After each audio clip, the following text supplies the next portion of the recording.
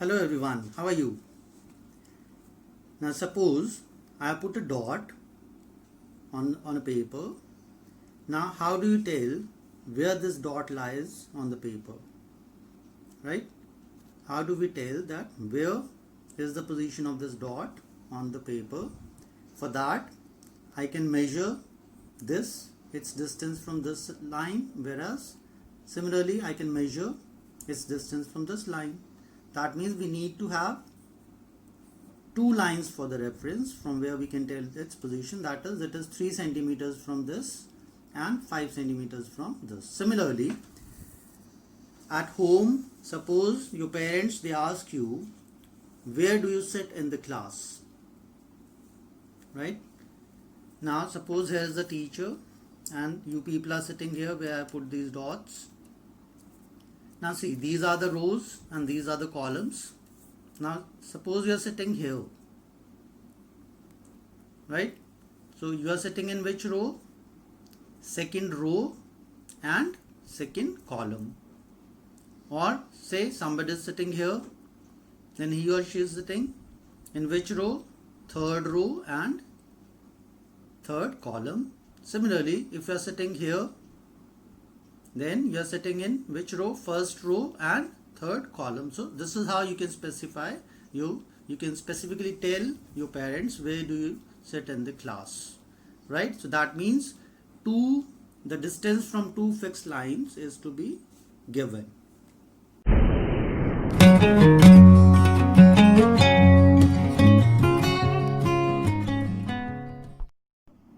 So today's topic is coordinate geometry for class 9. French mathematician and philosopher René Descartes described the position of a point in a plane, right? We call this plane as coordinate plane, or is in his honor it is also called as Cartesian plane. Now how is this formed? When here we have two number lines, right? Now when two lines intersect each other at right angle, I repeat, when two lines intersect each other at right angle, they divide the plane into 4 parts, and these 4 parts are called as quadrants. So this is one of the line and this is another line. They are intersecting each other at 90 degrees, right? So they are dividing the plane into 4 parts, and these parts are called quadrants. This is first quadrant, second quadrant, third quadrant and fourth quadrant, right? The horizontal line is called x-axis. So this is the x-axis which I have marked, x dash, and similarly the vertical line is called y-axis. So this is the y-axis. So here now if you see, I have written positive values of x here and negative values of y here. Similarly, positive values of positive values of x on this side, negative values of x on this side, positive values of y on this side and negative values of y on this side. And the point of intersection of two axes is the origin. Now see, here if you see, here for axis I have written AXIS, x-axis and y-axis, whereas here I have written AXES. So this is plural of axis, right? Because I am writing two axes. That is, the point of intersection of x-axis and y-axis is called the origin, right? Now if you see, in the first quadrant we have positive values of x and positive values of y, right? So all those points, those who lie in first quadrant, right, they will have positive value of x and positive value of y. Here in second quadrant, x is negative and y is positive, right? So all those points for which x is negative and y is positive, they lie in second quadrant. For third quadrant, you have negative values of x as well as negative values of y. So all the points for which x is negative whereas y is also negative, they lie in third quadrant. And similarly for fourth quadrant, we have positive values of x, negative values of y, right? So all those points having positive value of x and negative value of y will lie in fourth quadrant. So we can say in first quadrant the point will be of the form plus plus, that's both the signs will be positive. For second, minus plus. For third, minus minus. And for fourth, plus minus.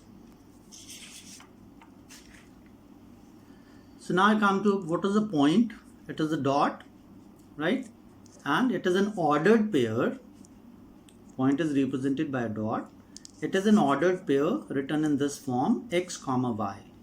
Always the first value will be the value of x and second will be the value of y. That's why we call it as an ordered pair. So this value of x is called as x coordinate and the value of y we call it as y coordinate, right? The name of x coordinate is abscissa, ABSCISSA, abscissa, and y coordinate is called as ordinate, ORDINATE, right? Now, what is abscissa? Abscissa is the perpendicular distance of a point from y-axis and ordinate is perpendicular distance of a point from x-axis. It's very simple. Take it the other way. If we are talking about abscissa, that is the x coordinate.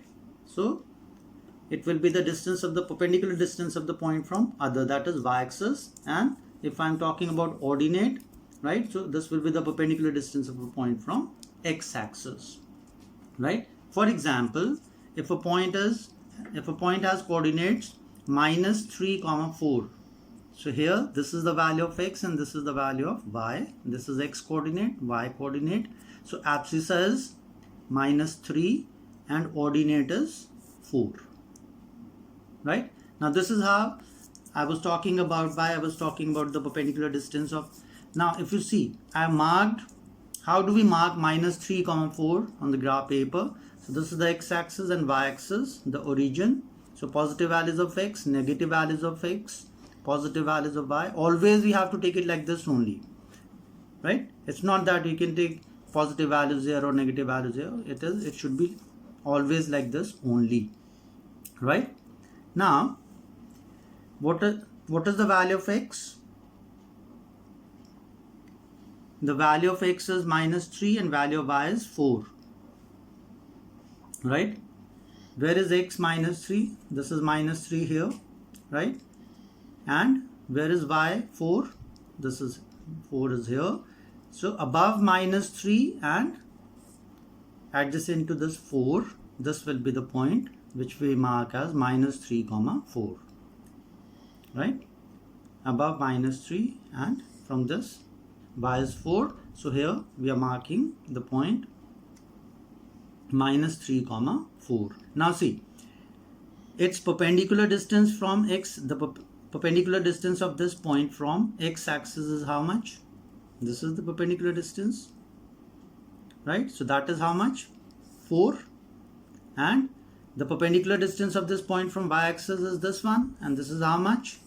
This is 3 units, because distance cannot be negative.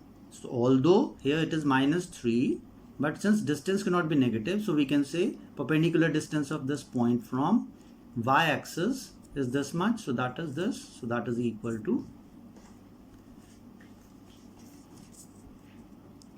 from y-axis it is 3 units and from x-axis it is 4 units. Now similarly, suppose you want to mark a point 2 comma 2. Point Q I have marked, right? So for this x is 2 and y is 2. So I am marking this above 2 and here also from y it is 2. So this will be the point 2 comma 2.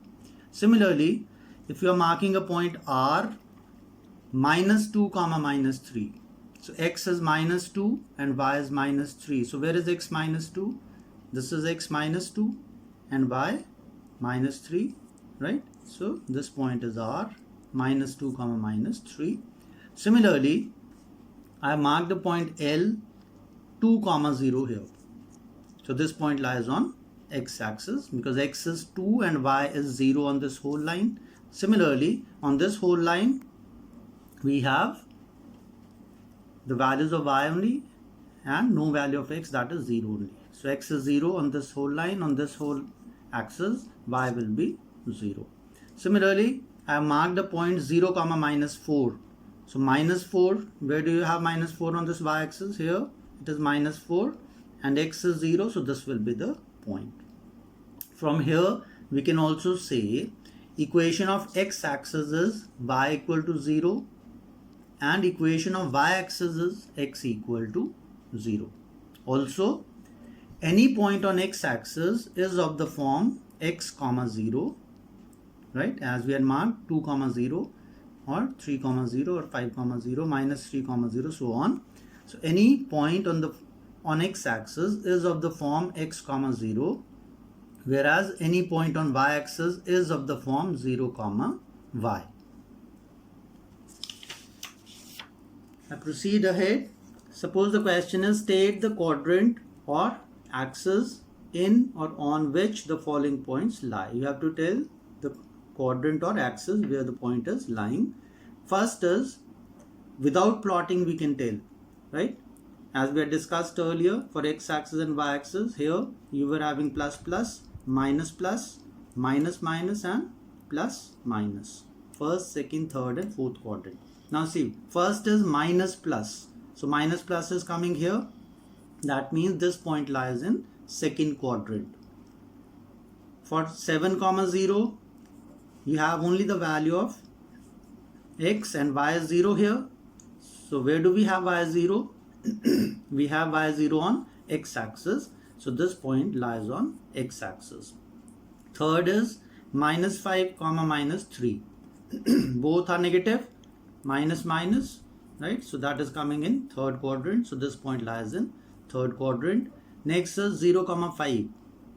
Now what is 0 here? X is 0.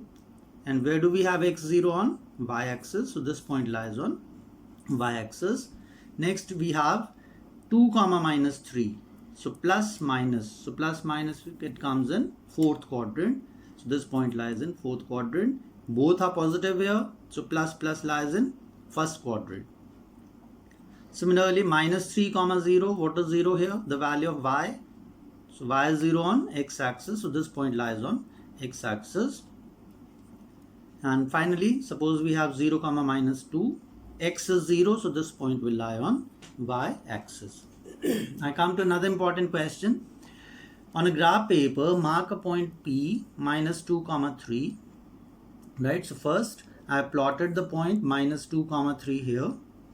Then they are saying draw PM and PN perpendiculars to x-axis and y-axis. From P, draw PM perpendicular to x-axis and draw PN perpendicular to y-axis, right, respectively. Now you have to write the coordinates of M and N.